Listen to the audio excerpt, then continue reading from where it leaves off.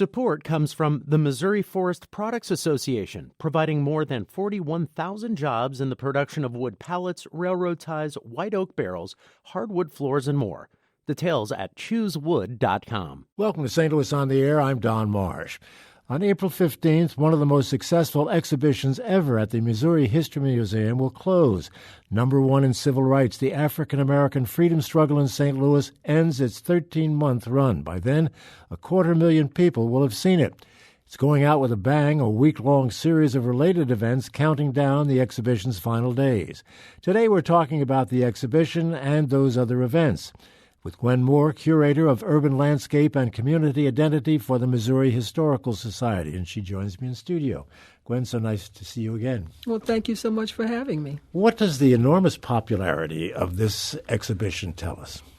Well, I think it tells us that people are really interested in St. Louis history, and that they will turn out when you present that history to them. And I think that we've done that in a very appealing way. Is there a most important event in that long history?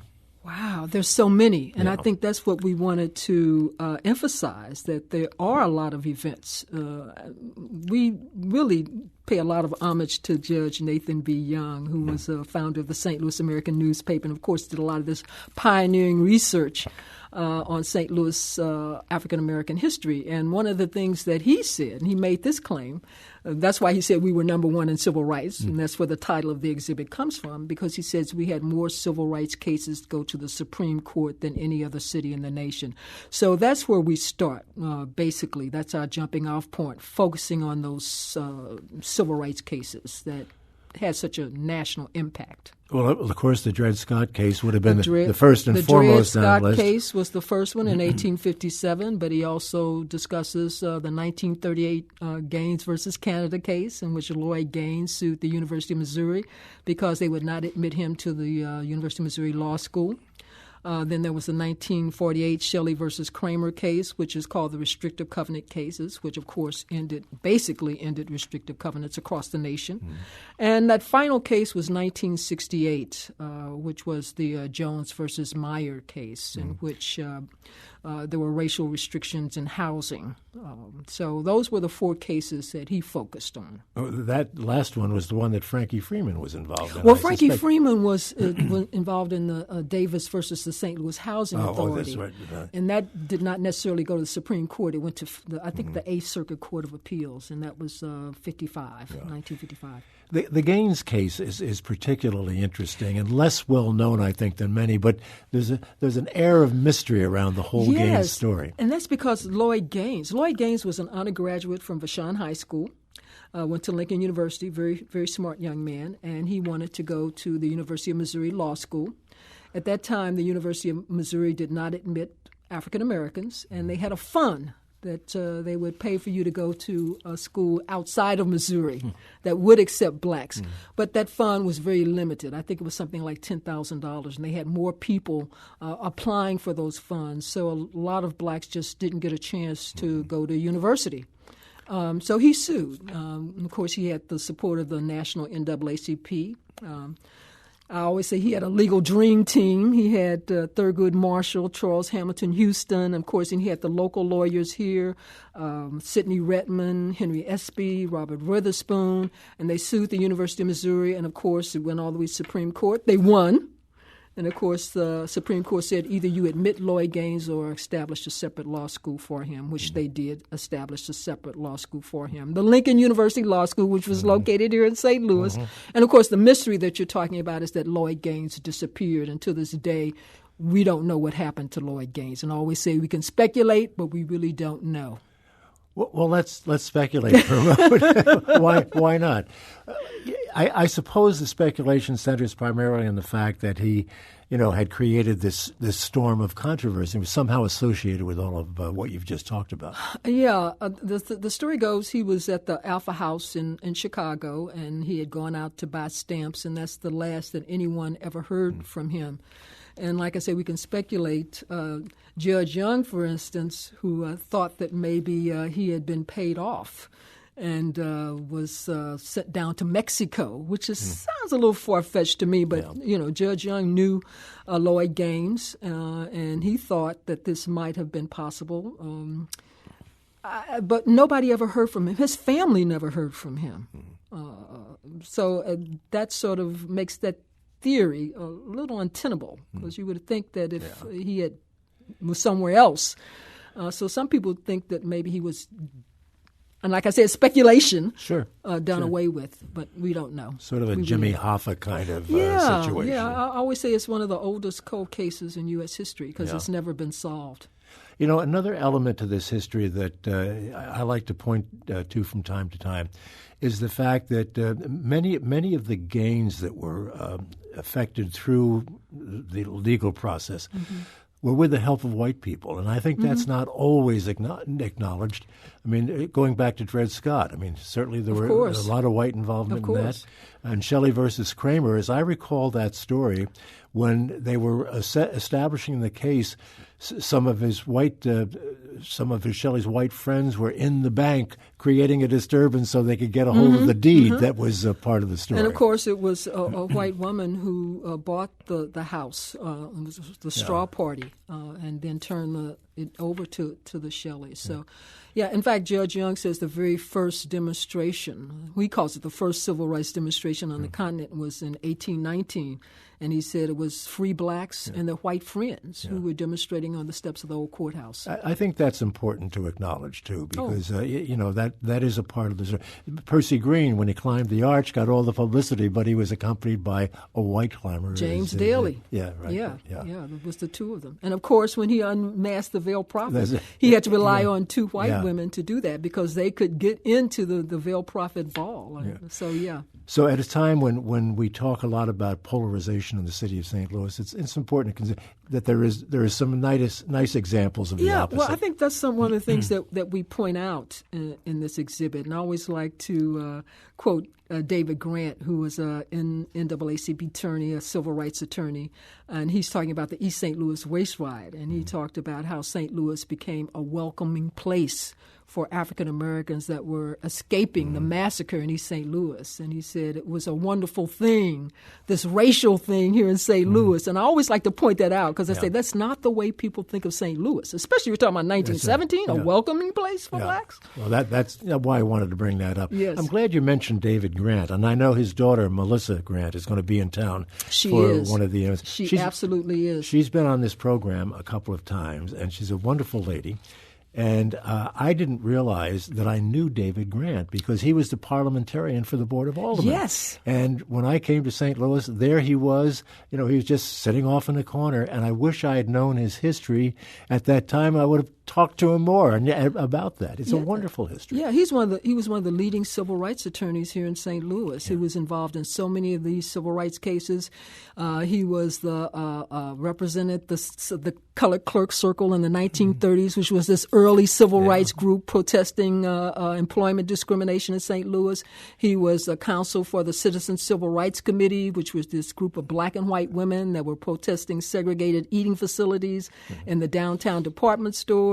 He was one of the leaders of the March on Washington movement in 1942. Philip Randolph, right? Yes. Yeah. He was just involved in every civil rights activity that was going on in St. Louis. Very important civil rights attorney. His daughter tells the story and has written about it, and there are 2 books on the subject of his association with Cab Calloway, number one, who many people of a certain age would remember as a fine entertainer. Absolutely. I think he was Sporting Life and Porgy and Bess on Bo, if I'm not mistaken. Yes. And also Josephine Baker. And Lena Horne.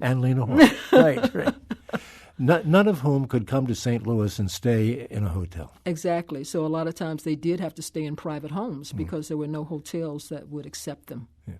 I think, if I remember correctly, that Cab Calloway is Melissa Grant's godfather. Yes, yes, and she's going to be doing a book signing here. Yeah. So that and the book that she wrote, which is At the Elbows of My Elders, it's just an extraordinary book. And she's going to be giving a lecture, and she's going to be doing a book signing. So I would really urge people to really come out and see her. That was one of my major reference works when I was working on this exhibit. That's part of the the final week-long. It is. Well, let's talk a little bit about that before you have to take a break, about some of the things aside from Melissa Grant's activities. Yeah, well, first of all, the museum will be open that final week until 8 o'clock, which usually we close at 5, except on Tuesday. So people will have an opportunity to come in and see some of these great events. We're going to start off on that Sunday with Reverend Tracy Blackman, who was an activist in her own right, talking about civil rights in the church and the involvement of religious leaders, which, of course, that was very, very important in the civil rights movement, that ministers did play a pivotal role. And it's also, she's going to have the Christ King Church Christ Choir, which is going to be performing as well. So that's going to be quite an event that we're looking forward to. We're going to be talking about music and racial segregation in the 20th century. That's another program that we're going to have, Songs of the Civil Rights Movement. I think we did that back in July, and it was like a standing room only crowd. So we're going to repeat that. So that's going to be really exciting. Of course, I mentioned Melissa Grant. Yeah, absolutely amazing writer and speaker. And we're going to have the artists that were involved. One of the things that we did is that we commissioned local African-American artists to do original works of art to illustrate the St. Louis Civil Rights Movement. So, and those were 4 artists. I'm going to mention their names: William Burton, Robert Ketchens, Dale and Darnell Chambers, brother and sister, I always say, not husband and wife. And there's also going to be the activists, who are our actors who are actually portraying members that were active in the civil rights movement. So that's going to be combine those artists and those activists into a day-long program. So that's going to be pretty exciting. Yeah, it's going to be quite a week. What are some of the activists they'll be portraying? Well, David Grant is one. George Vaughn, who argued the Shelley versus Kramer case. Charlton Tandy, who's given credit for actually integrating public transportation in St. Louis, which was in the late 19th, early 20th century when that happened. Lucy Delaney, who was sued for her freedom in 1844. Margaret Bush Wilson, noted civil rights attorney. And there's also a woman named Katherine Johnson, who was sent here by the National NAACP in 1916 because there was this racial segregation, this residential segregation initiative going on in the city of St. Louis. And she was sent here to fight that, to make sure it didn't happen. An awful lot has been going on for a long time in this city that most people don't know about. I mean, that history until, of course, this exhibition at the museum, people didn't know about it. I think it's largely an untold story, and I think that's why the History Museum and the Missouri Historical Society wanted to do this exhibition, because there was a feeling that we didn't have a civil rights history, or we didn't have much of a civil rights history. And, of course, we knew that it was not only a long history, a very rich history, one that had a national impact, and we wanted to tell that story. Yeah. We have to take a break. We'll do that now. We're talking with Gwen Moore of the Missouri Historical Society, and we're talking specifically about the exhibition at the History Museum that is winding down. April 15th is the last day, and there are a number of events that will be taking place in the week preceding the final day of the exhibition. Back with Gwen Moore in just a moment. This is St. Louis on the Air on St. Louis Public Radio, 90.7 KWMU.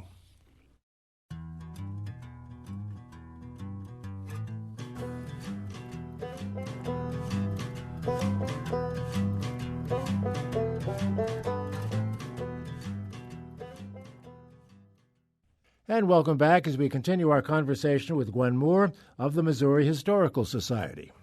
Gwen, the number one in civil rights, obviously, is the title of this exhibition. How does it happen, do you think, that this part of the country played such an important role? I mean, there was activity all over the country. Yeah, there was activity all over the country. And, you know, I think when I give a tour of this exhibit, I tell people, well, you got to remember St. Louis used to be a big city. And, of course, somebody corrected me and said, well, St. Louis is still a big city. Well, but it used to be a big city. Sure. So what happened here had national significance. And I think sometimes we forget that because St. Louis is not no longer in those top 20 cities anymore. It used to be number 4. And so it attracted a lot of attention, just like what happens in Chicago and New York and San Francisco and Los Angeles attracts attention today. What generally was the demographic breakdown, do you think, from Dred Scott through the East St. Louis riots and through the 30s? Well, it's really interesting because when I was doing research on the residential segregation ordinance at that time, we were talking about 1916. And the black population of St. Louis was only about 7%. I always thought, but that's really, really quite odd because why would the white population feel threatened by such a small percentage of African Americans living in the city? But I think that goes to show you the kind of fear and dread that some whites had about the migration. We were talking about the black migration when blacks were moving from the South and to the North and to urban areas. In fact, I think it's really interesting that the language that they use, they often refer to blacks as invading. Yeah. So that sounds pretty ominous. Yeah. Yeah. Well, I think to the East St. Louis riots of 1917, the issue there was jobs. I mean, the migration was underway, and a lot of jobs were threatened, or at least people thought they were threatened. Yeah, people thought that they were threatened, and a lot of historians are beginning to re-examine the causes of the East St. Louis race riot. I think it was August Meyer who wrote the first study of the East St. Louis race riot. And a lot of historians want to call it a massacre rather than a riot. And he was the one that first posited that theory, that explanation that it had to do with labor conflicts. Blacks were being brought up, and whites thought that they were being replaced by black workers. Sure. Other historians are looking even deeper into that. A historian by the name of Lumpkins has written a book in which he sees some sort of political growing political power of blacks that was threatening the white power structure. So it's complex. There were a lot of issues involved. Thinking of the East St. Louis riots, many people probably don't realize how widely reported that was. There were marches in New York City. Absolutely. I mean, I always say that it was the worst, and I always like to tell people that when we say race riot in this particular period of time, what a race riot was whites attacking blacks. That's what a race riot was. It wasn't about blacks violently resisting their oppression. It was about whites attacking blacks. And that was the worst race riot up to that time. So it did attract a lot of national attention. Of course, the NAACP had that silent march in New York and Harlem, 10,000 people protesting the fact that this massacre was going on in East St. Louis. It was a national story. An international story, by the way. Did it change anything? There was a lot of pressure put on government. I mean, there was a whole delegation of blacks who tried to meet with Woodrow Wilson at the White House. And I always like to point out the fact that L.C. Dyer introduced the first anti-lynching bill. L.C. Dyer was a congressman that represented the 12th Congressional District here in St. Louis, which was a black district. He had a black constituency. And he introduced the first anti-lynching law to actually pass Congress in 1922. And he said he was so outraged by what had happened in East St. Louis. That's what motivated him to really write that legislation. And he was able to get it passed. It just but by the time it got to the Senate, of course, it was filibustered to death. But he kept introducing and reintroducing that anti-lynching law the whole time he was in Congress. And it was resurrected, of course, during the 40s by Costigan and Wagner, and it didn't pass. In fact, I think the last anti-lynching bill was 1968, and that never passed. So we never got an anti-lynching bill that actually passed. And it was usually due to Southern resistance. You'd have to wonder if it had passed and gone to President Wilson's desk, whether he would have signed it, because his racial attitude is more than suspect. Yes, he was a Southerner, and he was not very popular with African Americans or progressive whites. And there is a movement, I think, even today at his Princeton University to kind of disassociate itself from him. There is, but I think that they're kind of moving away from that. Yeah. I mean, he was such a presence at Princeton. Let's talk a little bit about more recent times. Okay. And, I suspect that a lot of people wonder why there wasn't more activity in St. Louis in the 60s of the demonstrations that were so popular in other parts of the country. Well, I'm not so sure if that's the case. I know that one of the things we talk about in the exhibit is the 1968 Martin Luther King March. And a lot of people point to that particular time in history, and they were saying, well, when Martin Luther King was assassinated, there were riots all over the country. Mm-hmm. We did not have a riot here. I know. And so it's like, well, why? Why didn't we have a riot? Does that mean that blacks were passive? And I don't think so. We did have a massive march, and I like to give a lot of credit to people like Norman Say and Bill Bailey. Mm-hmm. Soon as they got wind, soon as they heard that Martin Luther King had been assassinated, they got on the phone. They called everybody they could think of. They called. They wanted to have a way for African Americans and, of course, any progressive whites, period, to express their frustration, their grief, their anger about the assassination of Martin Luther King, but they wanted it done in a nonviolent manner, something that would honor the life and legacy of Martin Luther King, which, of course, his whole life and legacy was nonviolence. And they organized this massive march, and they expected, and they had 2 days to do this. And, of course, they included everybody. They included religious leaders, political leaders, the so-called militants, the moderates, the conservatives, everybody they invited to take part in this because they wanted a unified response to this assassination, to this terrible tragedy. And on the day of the march, which was 2 days after Martin Luther King's assassination, they expected that they would get 20,000 people. They were hoping for 20,000 people, and between 40 and 50,000 people showed up for that march that started at the Arch and ended at the cricket field in Forest Park. So that was quite a trek, and there was no violence. It was nonviolence, and they felt that they had accomplished what they set out to do. Yeah.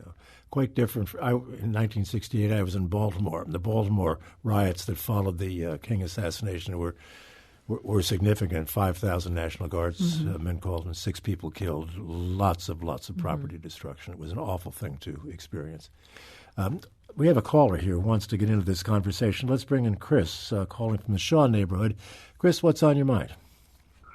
Well, I had always wondered if Missouri, being both a slave and a free state, had contributed to so much of the racism that we find here locally, and therefore the civil rights struggle. If that... And indeed, it may not be able to say for certain, but I had always wondered if that might have something to do with it.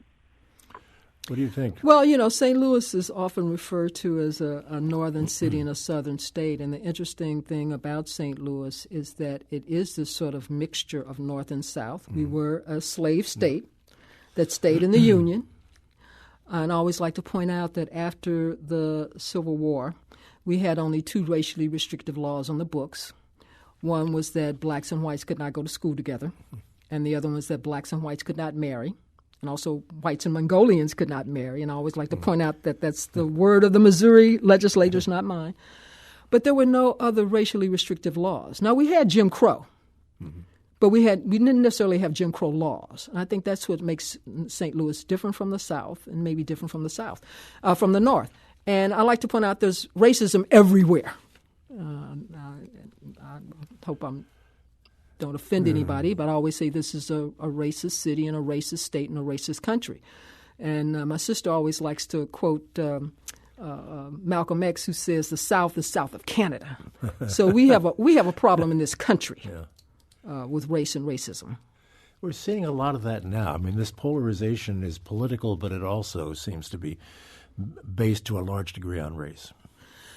Yeah, well, it's troubling. I guess it's no a secret that a lot of African Americans are not quite happy with the present administration. We voted overwhelmingly against our current president, and there's a lot of angst associated with this administration. And from an African American point of view, it does seem to be that there's a regression as far as race relations are concerned. And that also applies to Hispanics.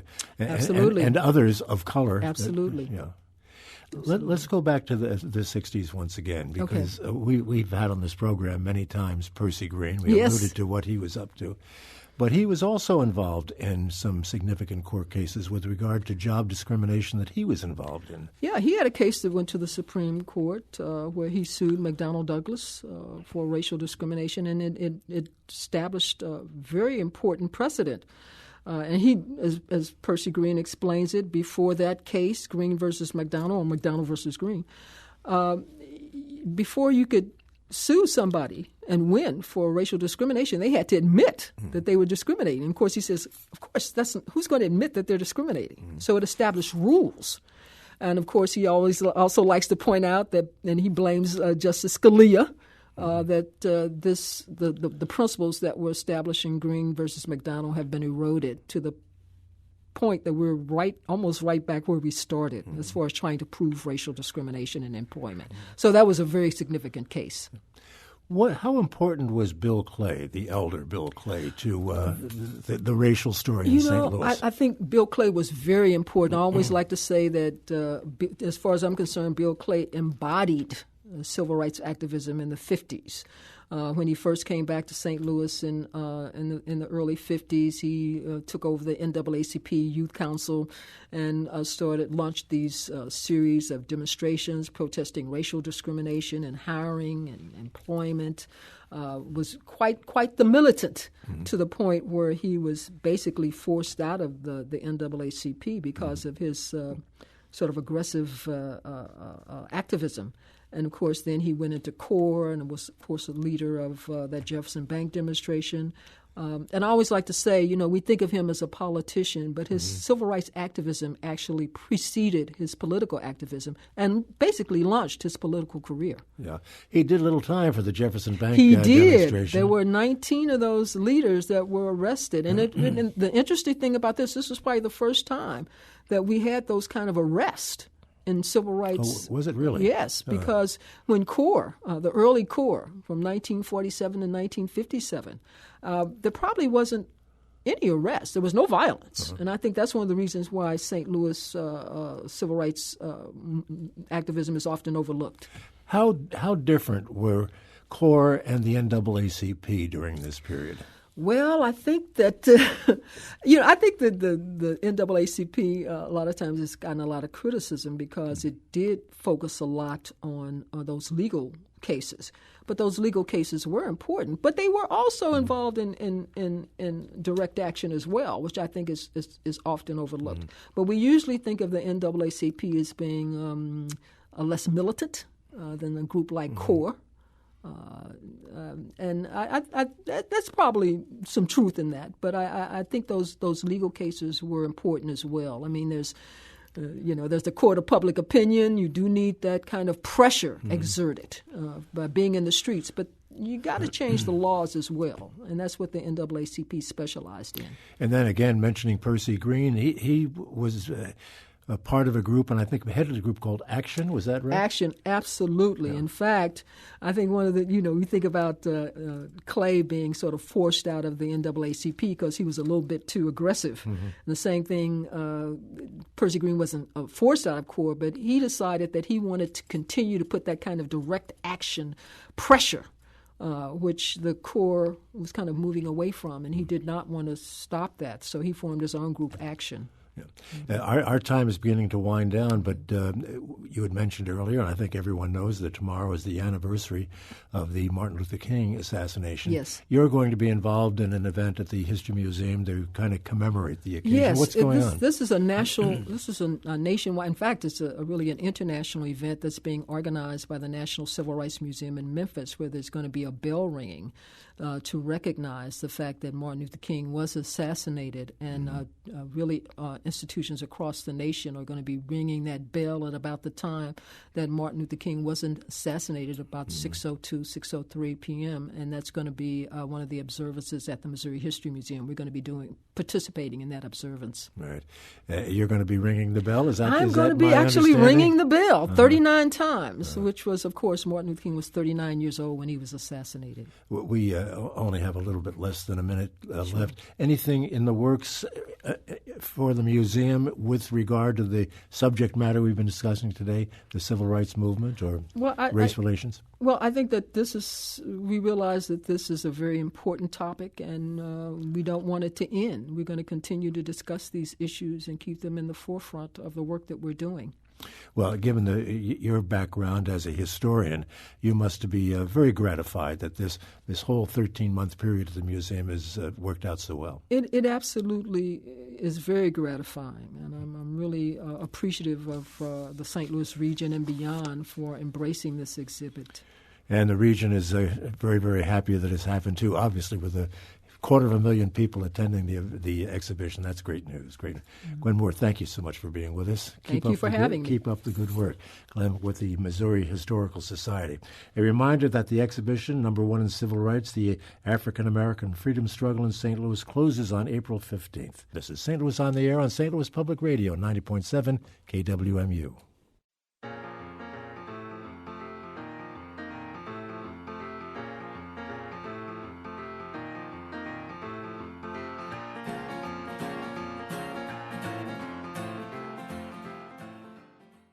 Support comes from the Missouri Forest Products Association, providing more than 41,000 jobs in the production of wood pallets, railroad ties, white oak barrels, hardwood floors, and more. Details at choosewood.com.